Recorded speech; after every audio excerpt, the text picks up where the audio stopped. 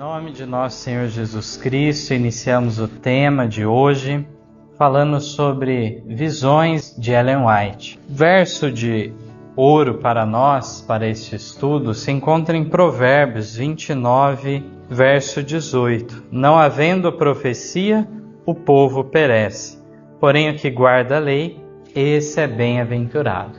Então, de acordo com a nossa fé adventista, de acordo com as profecias de Apocalipse, como nos apontam em Apocalipse 12:17, com seu complemento no 19:10, nós entendemos que o dom de profecia, ou espírito de profecia, também como chamado, ele foi restaurado nos últimos dias.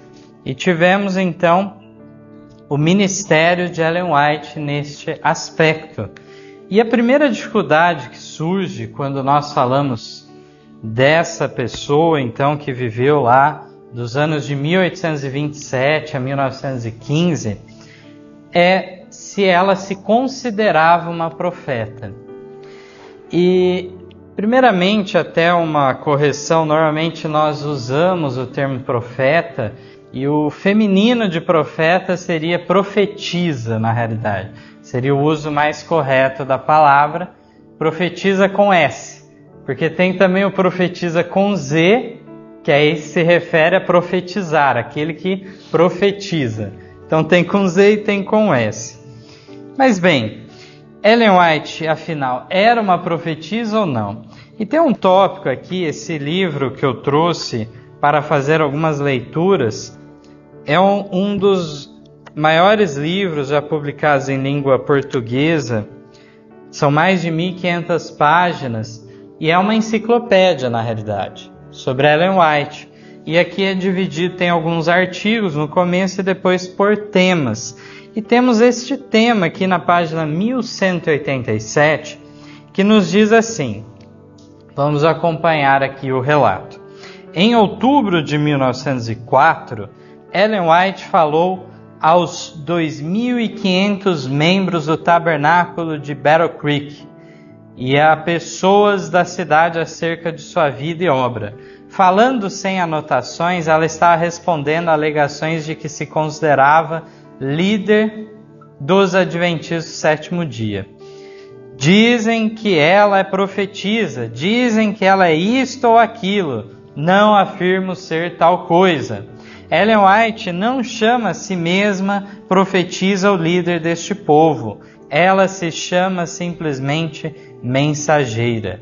No dia seguinte, ela reiterou: não sou, como disse ontem, uma profetisa, não tenho a pretensão de ser líder, afirmo ser simplesmente uma mensageira de Deus, e isso é tudo que sempre afirmei. Então, alguns, ao decorrer das décadas aí de discussões, têm usado esses trechos dessa declaração de 1904 para dizer que a própria Ellen White não se considerava uma profetisa e deste modo descredibilizar o dom sobrenatural especial que ela teve. Mas qual que era o propósito de tais declarações por parte dela? É isso que vamos ver aqui. As agências de notícias divulgaram amplamente a suposta declaração de Ellen White de que afinal não se considerava inspirada por Deus. Nos esforços posteriores para esclarecimentos, em 1905, 1906, ela estabeleceu uma distinção fundamental entre o título de profeta, ao qual ela nunca pretendeu, chamando simplesmente mensageira de Deus, e o papel de um profeta, que, no entanto, ela nunca negou nem corrigiu quem o aplicava a ela. Ou seja, ela não negava que tinha o dom de profecia, como estávamos comentando agora há pouco. A escritora simplesmente fazia uma distinção entre a denotação bíblica de profeta e a conotação popular da palavra. Olha só qual que era a preocupação dela. Como que as pessoas enxergavam a pessoa que se declarava dessa maneira.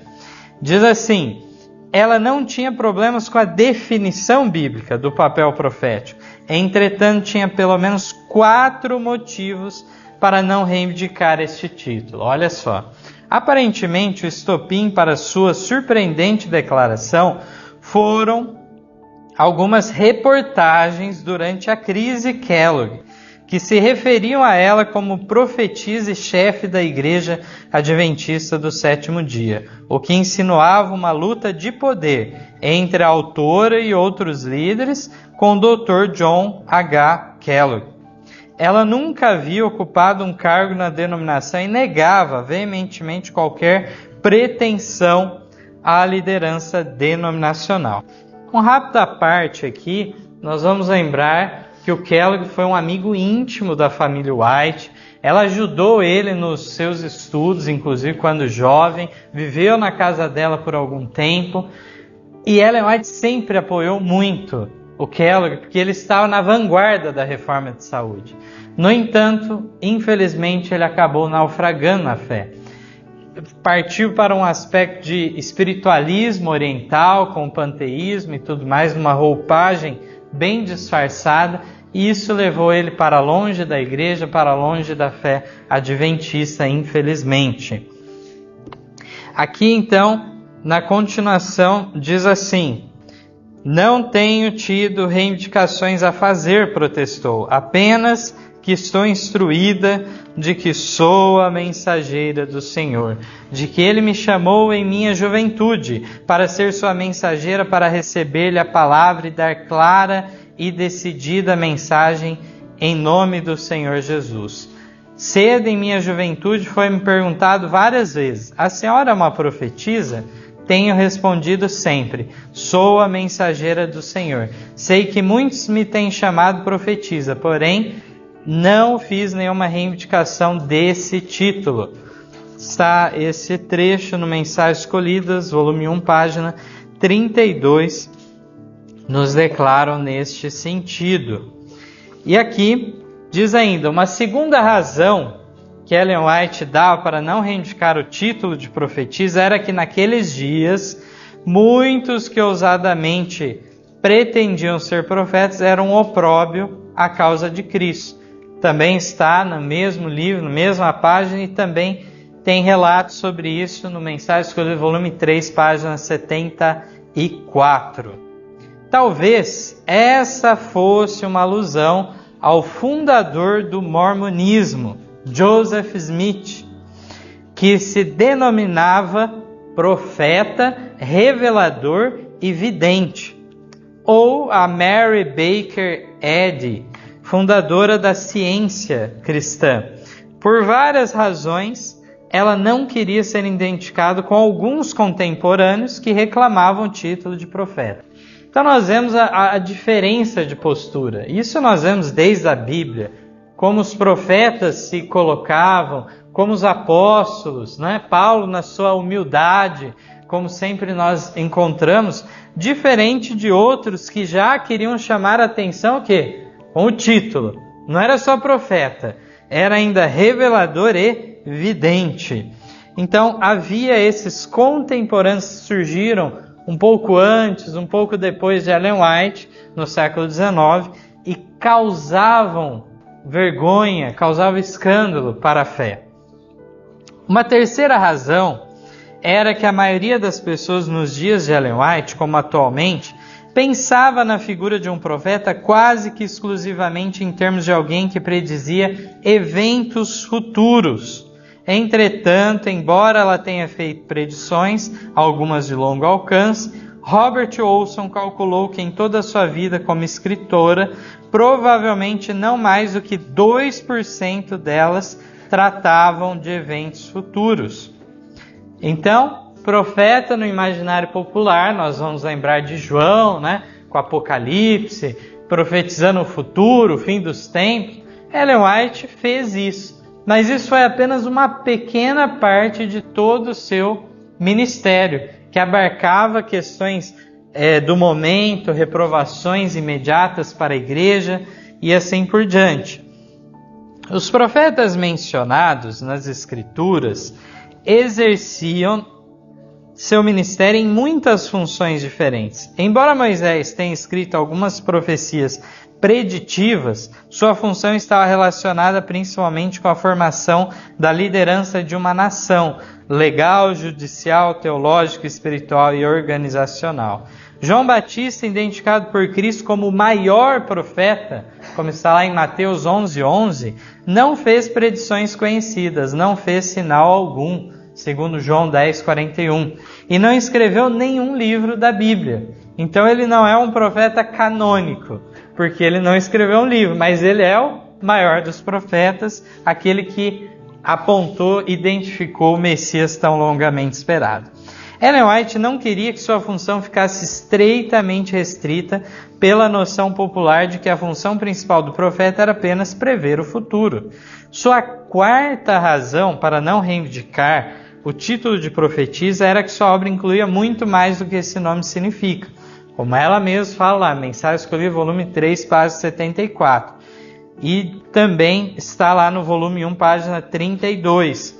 Meu trabalho inclui muito mais do que a palavra profeta significa, ela declarou. E ela escreveu que seu trabalho especial, incluindo pelo menos 7 dimensões: transmitir fielmente as mensagens dadas a ela em visões, ensinar e praticar a reforma de saúde, estabelecer um exemplo para a igreja, cuidando dos enfermos em sua própria casa, falar a grandes assembleias sobre assuntos da temperança cristã. Não sei se os irmãos sabem, mas ela foi uma grande palestrante em seu tempo, convidada por várias sociedades de temperança da época para essas pregações, palestras. Insistir com os que professam crer na verdade sobre a necessidade de praticar a verdade, ou seja, santificação. Defender a justiça e equidade em todas as nossas instituições e reprovar a opressão, especialmente qualquer ato arbitrário ou arrogante para com os ministros do Evangelho por aqueles que têm autoridade pública. Defender a causa dos ministros idosos e daqueles com saúde deficiente. Cuidar dos órfãos, tomando alguns a meu próprio cargo por um tempo e em seguida encontrar lares para eles. Por todas essas razões, ela não reivindicava o título de profetisa. E aqui a gente tem um trecho final, no Mensagens Escolhidas, volume 1, página 34, que ela diz assim: se outros me chamarem por esse nome, não terei nenhuma divergência com eles. Mas minha obra cobria tantas áreas que apenas vejo motivo para me denominar mensageira, enviada para dar uma mensagem do Senhor a seu povo e para retomar o trabalho em qualquer linha que ele indique. Então, maravilhoso aqui os esclarecimentos que ela traz. Não havia nenhuma contradição. Ela, ao dizer mensageiro do Senhor, alguns enxergam que, olha, ela estava achando que não era tanto assim, não era como... Mas ao contrário, ela considerava que era mais ampla a sua obra, seu ministério, não era resumido ao papel que popularmente as pessoas enxergavam num profeta. Muitas vezes ela não trouxe revelações novas, inclusive, mas trouxe uma confirmação daquilo que a Bíblia diz, um endosso, um peso maior sobre as doutrinas, principalmente da verdade presente.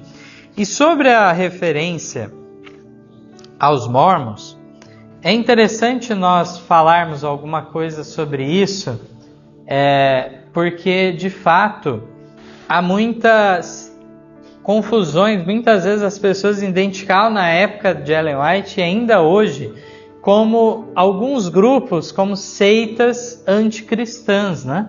E os adventistas normalmente são colocados juntos com então Testemunhas de Jeová e Mormons. E falando sobre eles, os Mormons, então, que na realidade o nome da igreja deles é justamente a Igreja de Jesus Cristo dos Santos dos Últimos Dias.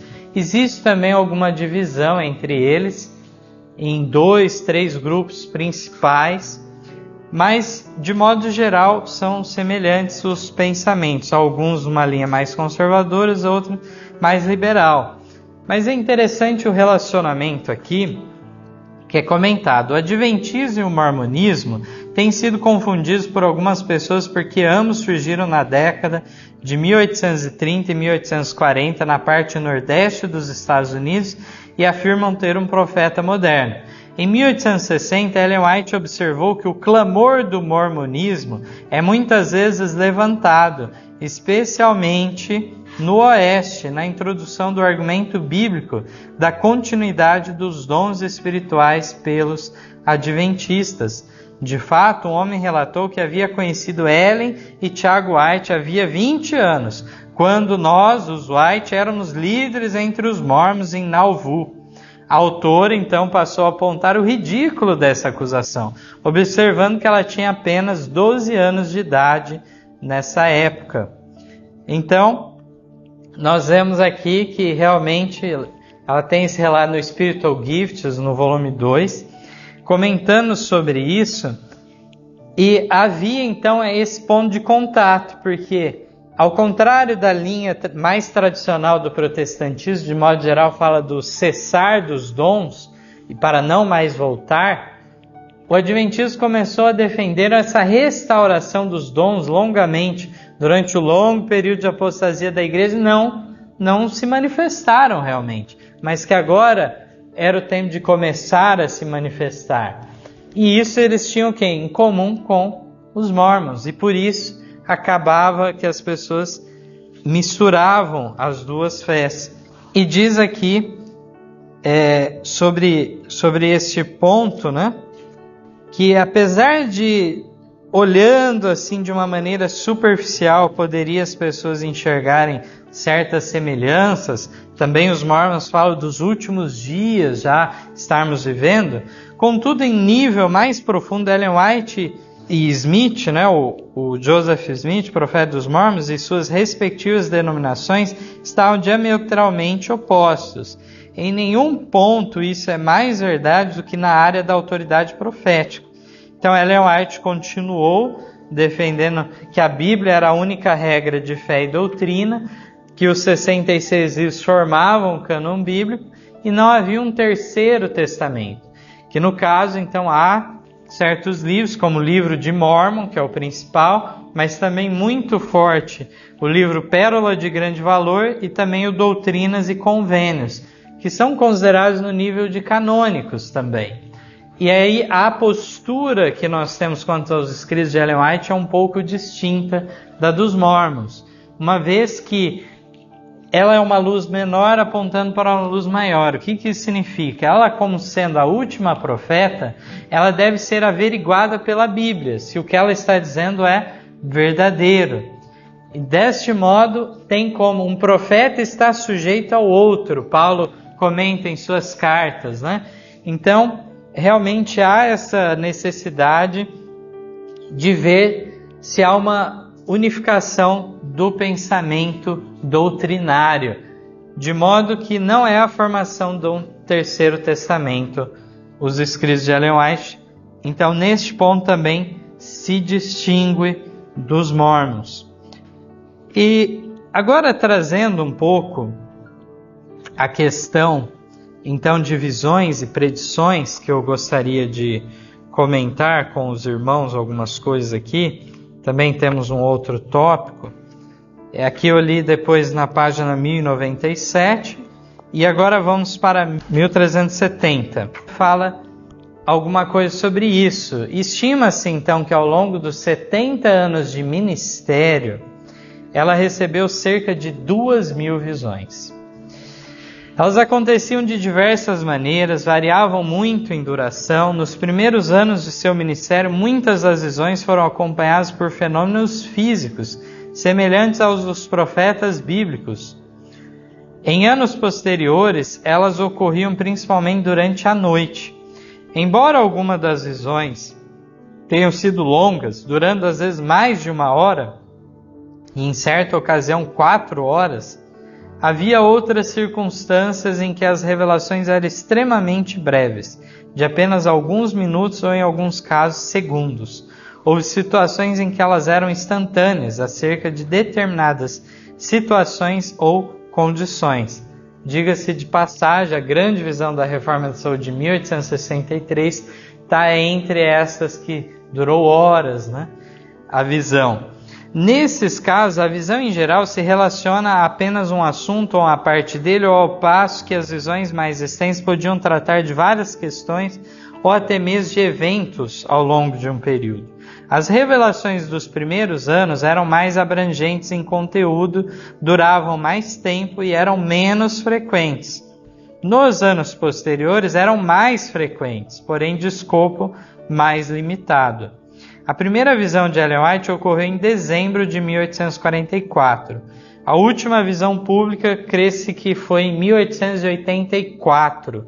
Depois disso, até o final da vida dela, ela teve então muitas visões da noite, como se diz, sonhos proféticos, até mesmo a sua morte em 1915. Há vários relatos de testemunhas oculares daquilo que normalmente acontecia nas visões, acompanhados de fenômenos físicos em seus primeiros anos de ministério. No início da revelação, ela proferia a exclamação glória, ou glória a Deus, às vezes repetidamente.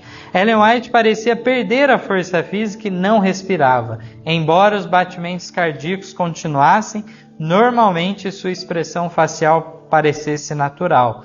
Testemunhas afirmam que foram feitos os testes mais críticos a fim de revelar qualquer fraude ou mudança em seu sistema circulatório. Eventualmente, ela fazia exclamações que davam indícios da cena a ela apresentada. Seus olhos ficavam abertos, não como se estivesse olhando para o nada, mas como quem observa algo com toda atenção.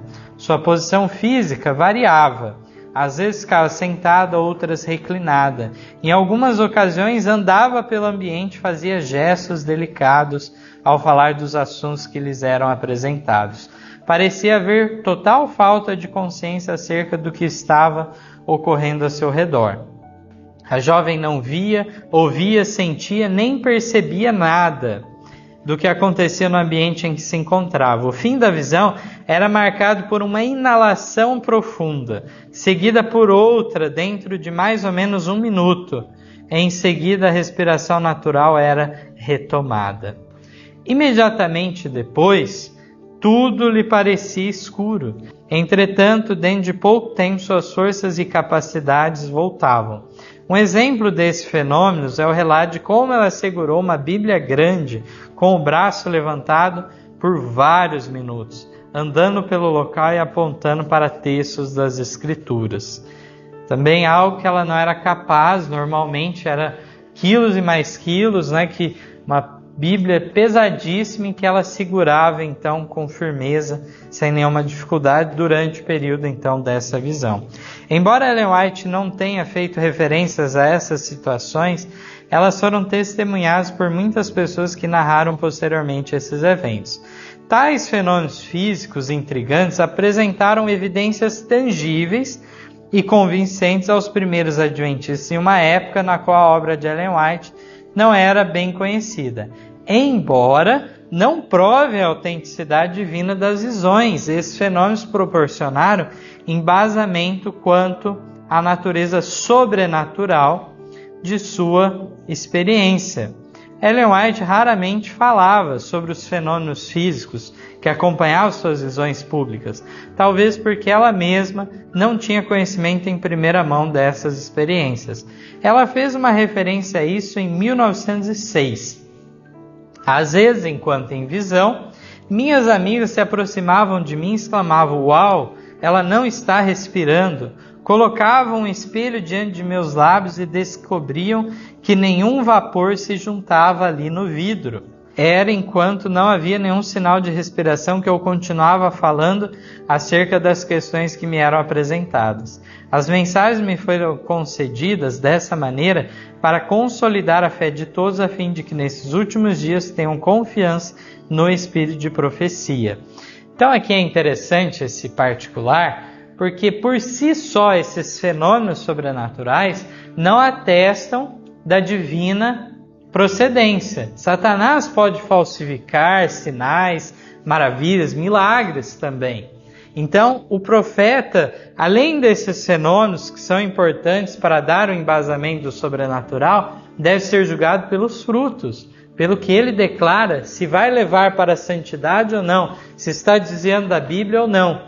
Aqui continua dizendo assim: por cerca de 30 anos de seu ministério, Ellen White recebeu visões principalmente em forma daquilo que chamava de visões da noite ou sonhos.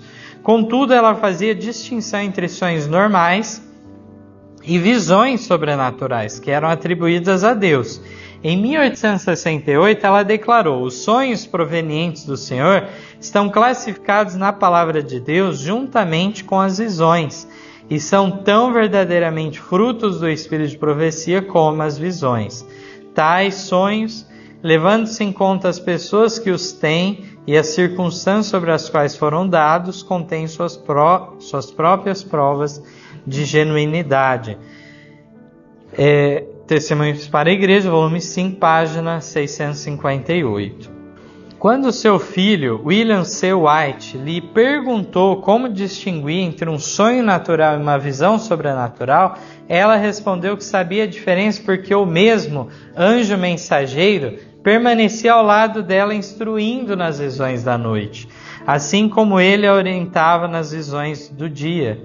Os sonhos naturais não contavam com a presença do anjo mensageiro como ocorria com as visões. Também não era incomum Ellen White receber uma visão enquanto orava, tanto em particular quanto em público. A própria primeira visão dela, diga-se de passagem, foi durante uma oração que ela estava com outras irmãs em casa. Então, de fato, aqui nós vemos alguns detalhes muito interessantes. Então, as visões eram, digamos assim, guiadas por um anjo, para ela olhar, para ela prestar atenção para determinada coisa. Então ela sabia que tinha uma procedência realmente divina, não era um sonho comum. Existe até uma exploração que eu já vi alguns fazerem de um sonho comum que Ellen White relatou no seu diário. Ela não diz que era uma visão. E que alguns diziam: olha só, espiritismo por parte de Ellen White. Tiago White já tinha morrido e ela sonha com Tiago White. Mas ela não diz que era uma comunicação com mortes que ela tinha tido. De forma alguma. Mas assim como nós também podemos ter um sonho natural, ela sonhou devido à saudade, que tinha do seu marido. E ela então teve aquele sonho comum. Mas ela de modo algum disse: olha, eu me comuniquei com meu marido morto ou coisa do gênero, de forma alguma. Então, aqui um outro ponto muito interessante vai ser declarado aqui na continuação. Alguns presumem erroneamente que ela escrevia seus manuscritos e livros enquanto recebia visões, que alguma força conduzia sua pena enquanto sua mente se encontrava em alguma forma de transe ou estado de êxtase, ou então que registrava as palavras que lhe haviam sido ditadas por um anjo. Com exceção de raros casos nos quais há citações curtas e diretas daquilo que o anjo diz, tais pontos de vista acerca da experiência de Ellen White não procedem. Ela própria, os membros de sua família e outros que faziam parte de seu círculo imediato de amizades afirmaram diversas vezes que a autora não redigia os livros enquanto recebia visões. Pelo contrário, ela se encontrava em pleno exercício de suas habilidades mentais ao escrever, totalmente consciente de sua tarefa e das palavras que colocava no papel. Em 1860, Ellen White fez esta breve descrição de como os assuntos lhe eram revelados. Uma vez que me perguntam com frequência sobre meu estado em visão, e depois que saio dela, explico que quando o Senhor acha por bem me dar uma visão, sou levado à presença de Jesus e dos anjos e fico completamente alheia às coisas terrenas. Só vejo aquilo que o anjo me indica. Minha atenção muitas vezes é orientada às cenas que acontecem na terra. Em algumas ocasiões sou conduzido ao futuro e vejo o que irá ocorrer. Há também oportunidades em que vejo fatos que aconteceram no passado. Spiritual Gifts, volume 2, página 292. Então é interessante aqui, porque nós sabemos do fenômeno do espiritismo moderno, daqueles que psicografam algo. Então, enquanto ele está naquele transe, a pessoa vai escrevendo, não é isso? O profeta de Deus, o caso de Ellen White, e mesmo de outros, os profetas bíblicos, nunca foi assim. Não há inspiração verbal para com o profeta, exceto, claro, como foi dito, alguma declaração direta pode ser registrada de Jesus ou do anjo que está orientando ela colocava entre aspas. Assim também temos algumas coisas que é da própria boca de Deus, registrado na Bíblia. Os 10 mandamentos mesmo foram redigidos, escritos pelo próprio Deus. Mas exceto esses casos especiais, de modo geral, seja a linguagem bíblica, seja a linguagem do Espírito de Profecia manifestada em Ellen White, são linguagem própria. Por isso que os livros bíblicos, eles diferem em linguagem, em forma de apresentação da verdade.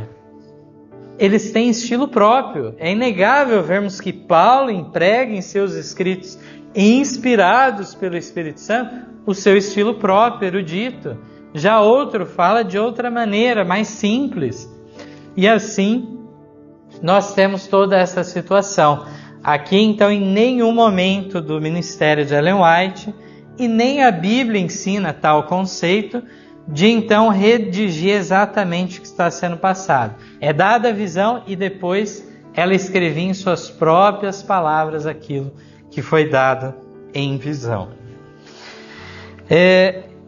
Aqui acompanhando aqui a parte mais importante, como fala o livro, né, diz assim: talvez mais importante do que o modo como as visões eram dadas a Ellen White, seja o porquê ela as recebia. As revelações atenderam a vários propósitos.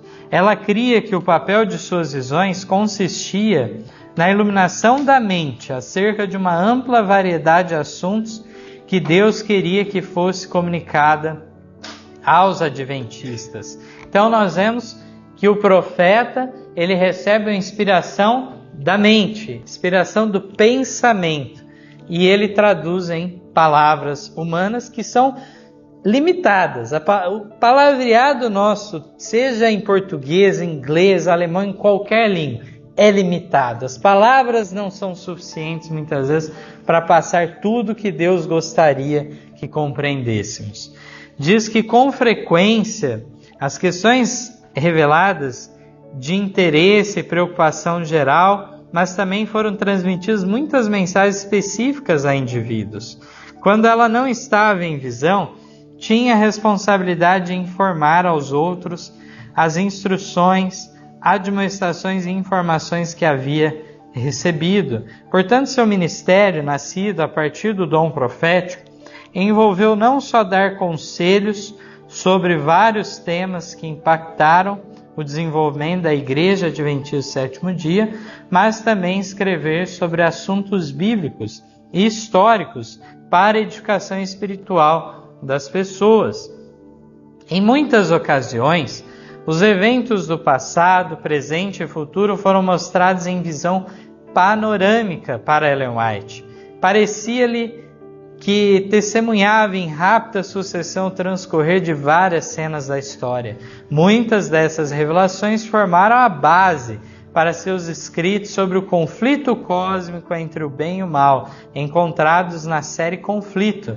Na introdução ao livro Grande Conflito, a escritora dá um vislumbre do que queria dizer com iluminação da mente ao receber visões e o motivo para recebê-las. Olha só que interessante, está lá na introdução do Grande Conflito, nas páginas 12 e 13, escrito dela: mediante a iluminação do Espírito Santo, as cenas do prolongado conflito entre o bem e o mal foram apresentadas à autora destas páginas.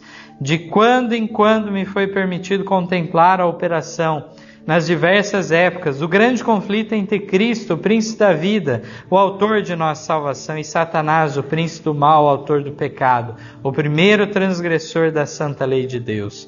À medida que o Espírito de Deus me revelava as grandes verdades de sua palavra e as cenas do passado e do futuro, era-me ordenado tornar conhecida a outros o que assim fora revelado, delineando a história do conflito nas eras passadas, especialmente apresentando-a de tal maneira a lançar luz sobre a luta do futuro em rápida aproximação. Então, realmente é muito interessante esse ponto, porque nós hoje conseguimos entender bem esse conceito de visão panorâmica, né? Como um filme estivesse passando diante dela. Nós vemos a questão de Moisés, quando subiu ao monte, antes de falecer, ele recebeu também uma visão panorâmica, resumiu toda a história. Também Abraão teve uma visão panorâmica. Vários, Enoque, nós vemos que ele viu até a segunda vinda de Cristo. Então são visões panorâmicas, uma cena sendo passada por outra numa sucessão histórica. Isso não é incomum dos profetas, e Ellen White então escreveu sobre isso. E o grande conflito, para ser um livro para o público em geral também, não só para os da igreja, foram buscados o quê? Documentos históricos para darem aval àquilo que estava sendo registrado. Ela diz que certas cenas que ela viu em visão sobre os horrores da Idade Média, as perseguições trazidas contra o povo de Deus, ela diz que muita coisa foi perdida ao decorrer da história. Não temos o registro. Foi muito pior do que temos registrado. Mas muitas vezes se limitou então a dar a descrição dos fatos que já são conhecidos, que são suficientes para provar os pontos. Aqui é dito também que muitas vezes, enquanto em visão, Ellen White contemplava eventos que estavam acontecendo em algumas instituições adventistas. Em determinadas ocasiões, ela parecia estar participando de reuniões de comissão. A autora testemunhava as ações das pessoas, ouvia as palavras que diziam e observava o ambiente de modo geral. Às vezes, instituições ou prédios eram mostrados a Ellen White antes de serem construídos e até de serem planejados. Deus deu orientação maravilhosa para Ellen White sobre terras que a igreja deveria comprar. Então, um lugar que muitas vezes fala, não, aqui não é fértil. E aí havia um pequeno espaço que não era realmente, mas o entorno tinha muita terra que eles não estavam vendo. E Deus revelava tudo isso. Muitas vezes estavam sem rumo, ela fala, não, é isso. Não havia meios, ela fala, vão avante. Então, em todos os sentidos, auxiliou a igreja. Diz aqui, o último ponto a ser analisado é a repetida afirmação de que as visões de Ellen White eram fruto de uma doença nervosa, como uma forma de epilepsia do lobo temporal, em consequência da pedrada que levou na cabeça aos 9 anos. Essa acusação foi feita pela primeira vez em 1887, após Dudley M. Kenwright, um amigo próximo da escritora, abandonar o adventismo e se tornar um amargo opositor do movimento. Embora ele não fosse médico, a afirmação tem sido feita geralmente por médicos desde então. Então esse é um ponto interessante, relatado, que não fica sem os ataques do inimigo. Dudley Kenwright foi um grande debatedor dentro da igreja adventista. Debatia com protestantes, evangélicos, católicos, todas as formas de religião, defendia o sábado, a lei com grande vigor, mas não era sincero em sua fé. Abandonou e, infelizmente, por conta da obra que ele escreveu, Adventismo do Sétimo Dia Renunciado, ele, então, causou uma desinformação no meio protestante evangélico. Muitos ficaram no copia e cola, baseados nas inverdades que ele trouxe, seja sobre as crenças adventistas, seja sobre Ellen White. Muitas distorções sobre o assunto do santuário, sobre as profecias, sobre vários temas, os quais então ele distorceu e chegando a uma acusação vil dessa, de que era fruto disso, de uma desordem mental que levava ela a achar que tinha visões, e ainda foi ligar com o fato da infância dela, que houve aquela pedrada. Então, aqui é dado algumas análises até sobre médicos contrários a esse pensamento, que segundo a pesquisa, segundo o que tem relatado na história dela, não tem lógica falar de alguma forma, que ela sofria de alguma forma de epilepsia. E também aqui é dito de uma segunda resposta à acusação, que é sobre uma outra perspectiva da experiência, e que é apresentado no livro do Francis Nichol, Ellen White e seus críticos. O autor argumenta que se as visões de Ellen White fossem resultado de lesão cerebral, então, como ela poderia ter exercido tamanha influência sobre uma jovem denominação e tantos aspectos da vida, como espiritualidade pessoal, princípios de saúde, reforma educacional e conselhos administrativos? Após descrever as realizações da vida da escritora, Nichol conclui, muito interessante aqui o que ele diz: à luz dessa síntese de sua vida, embora breve, é possível se sentir tentado a eliminar a acusação de doença neurológica, aqui e agora com apenas uma frase. Se a enfermidade cerebral que se supõe que a Sra. White tinha produzir uma vida de serviço e fervor sacrificiais, planejamento missionário de longo alcance, conselhos para uma vida santa de elevado padrão, amor altruísta pelos necessitados e todas as outras graças cristãs que emanavam de sua experiência, então dizemos solenemente: Senhor, dê-nos mais pessoas mentalmente desajustadas. Se isso, então, é ser mentalmente, precisamos de mais pessoas dessa forma, como testifica a sua vida inteira. Então, realmente, os frutos do trabalho dela falam por si mesmos. Não há nada, eu posso aqui contar relatos e mais relatos sobre ela, falar de fenômenos, predições. Não teremos condição hoje de falar das predições que ela fez. Numa outra oportunidade poderemos falar sobre esse ponto. Algumas visões em especial se destacam sobre isso, mas nada mais fortalecerá a nossa convicção que ela realmente recebeu o dom de profecia do que ler os seus escritos. É lendo os seus escritos que nós chegamos a essa conclusão inegável. Satanás não inspiraria alguém para falar tais verdades que levam à santificação. Uma pessoa, em sua forma natural, apenas com a sua racionalidade humana, não seria capaz de produzir tal monumental obra. Então, aqueles que de repente não têm tanta familiaridade ainda com os escritos dela e gostariam de começar a leitura, gostariam de ler algo, eu queria dar algumas recomendações de livros. Claro que seja qual for dos livros que começar, terá importantes conselhos e vão ficar maravilhados.